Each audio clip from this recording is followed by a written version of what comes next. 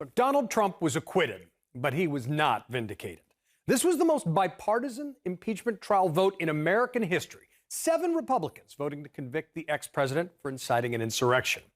But the velocity of lies from Trump's lawyers was stunning even by recent standards. Now, to be fair, they didn't have a lot to work with. They only used 2.5 hours of the 16 they'd been allotted, and they spent fully 1/4 of it on video. Mostly whataboutism mashups designed to deflect on Democrats.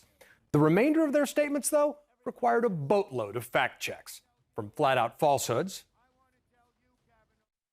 The entire premise of his remarks was that the democratic process would and should play out according to the letter of the law.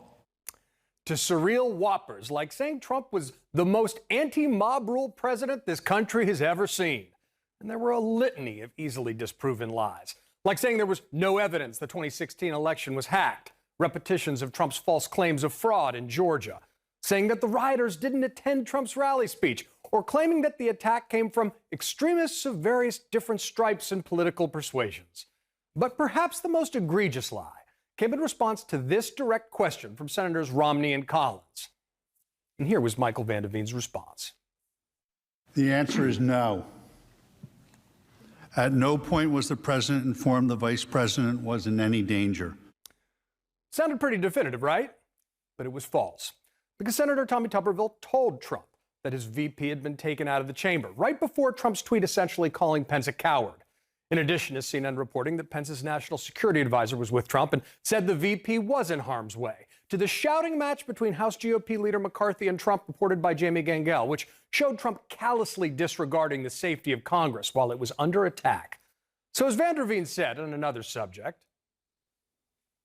this is not only intellectually dishonest, folks, it's downright scary.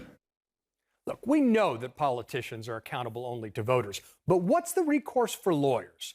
Well, as it turns out, in Pennsylvania, where 2 of Trump's lawyers are members of the bar, there is a requirement that lawyers practice, quote, candor towards the tribunal. It says specifically that a lawyer shall not knowingly make a false statement of material fact.